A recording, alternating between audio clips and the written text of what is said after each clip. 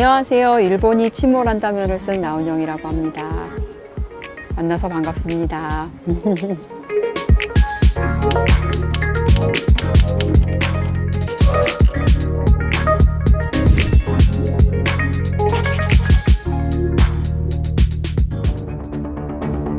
지금 시중에서 제일 핫한 타츠키 류시가 쓴 내가 본 미래 예언판에서 나오잖아요. 7월 5일 날 대형 쓰나미가 온다 그러는데 거기에 대비해서 만약에 준비를 하게 된다면 어떤 준비를 해야 될까? 동일본 대지진 같은 큰 지진부터 첫 지진을 맞았을 때 감상이라고 해야 되나요? 그리고 준비했으면 좋은 이야기들을 모은 이야기입니다.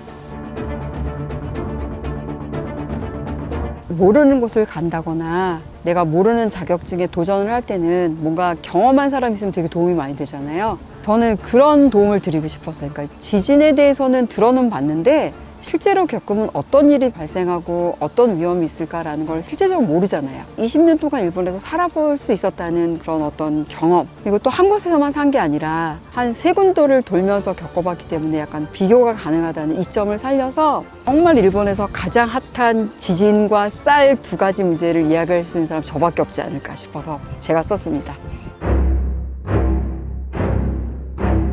일본에서는 항상 순서가 그렇게 돼. 지진이 일어나면은 딱 제일 먼저 텔레비 자막에 뜨는 게 뭐냐면은 이 지진으로 인해서 쓰나미가 올 가능성이 있습니다. 아니면 이 지진으로 인해서 쓰나미가 올 가능성이 없습니다가 바로 떠요, 자막으로. 이거는 동일본 대지진 그 영상을 한 번만이라도 보신 분들은 그 위험을 아실 거예요. 바닷가에서 엄청난 위력을 가진 물이 올라와가지고 다 쓸고 내려와 흔적도 없이 쓰러지잖아요. 그러니까 저희 어머니가 옛날부터 했던 말 중에 불은 재라도 남지만 물은 아무것도 안 남기 때문에 물이 더 무섭다라는 말씀을 해주셨던 기억이 나거든요. 그거를 쓰나미를 보고서 이해를 했어요. 와, 진짜 흔적도 없이 사라진다는 게 이거구나.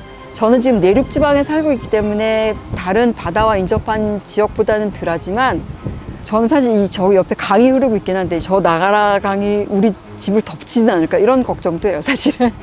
그 다음에 가장 더 무서운 거는 원자력 발전소죠. 그죠? 저는 지금까지도 넌 어느 날이 제일 무서웠어? 라고 물어보신다면 바로 대답해요. 2011년 3월 11일 오후 2시 46분. 그날 지진이 무서웠고 그 다음날 오후 1시경이었나요? 일어났던 원자력 발전소 때문에 2번 다시 돌이킬 수 없는 일본으로 돌아간 그날이 가장 무서웠습니다 라고 말할 정도로 그날의 공포는 여전히 계속되고 있고 해결이 되지도 않았고 그런데도 불구하고 쉬쉬하는 부분도 있고 남들도 말 안 하는데도 조용히 하고 있어. 왜 그래? 너만 아는 거 아니잖아. 이렇게 해서 쉬쉬하는 분위기가 있기 때문에 지금은 크게 물어봐도 잘, 뭐 그때 그랬지 뭐 이렇게 하고 쓱 넘어가는 경우가 많은데 저는 아직까지 그게 안 잊혀지긴 하네요. 지금도 다시 생각해봐도.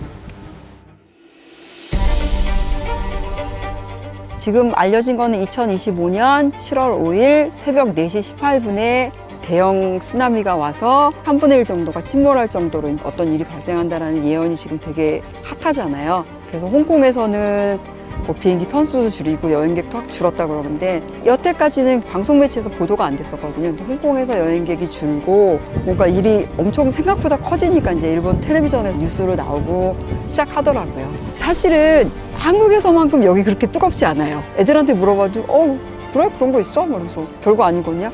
탁 넘어가서 야, 침몰한데 일본이? 막 그러면 에이, 그러면서 아이들 잘 몰라 그런 거. 아, 역시 밖에서 보는 거랑 안에서 겪는 거랑 다르구나라는 걸 실감하는데 안 믿는 사람들도 많고 네, 그런 것 같아요.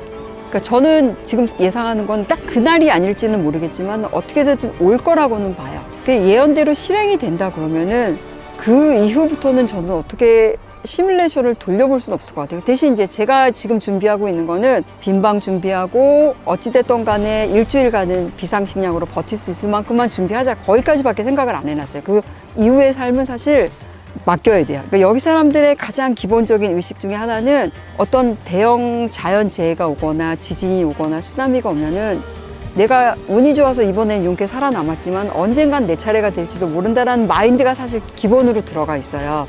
그러니까 옆 나라에서 그렇게 대형 지진이나 대형 쓰나미가 왔을 경우 한국에서도 어떻게든 피해가 갈 거라는 건 지금 모든 관련 교수님들이나 학자들이 얘기를 내놓잖아요. 대형 쓰나미가 오게 되면은 일본과 가까운 지역, 그죠? 부산 그 인근 지역은 어떻게든 쓰나미의 피해가 같이 갈 거란 말이에요. 그거를 전제해두고 준비하는 거랑 옆 나라에서 그냥 일본의 대형 쓰나미가 온다더라고 놔두는 거랑은 되게 다를 거란 말이에요.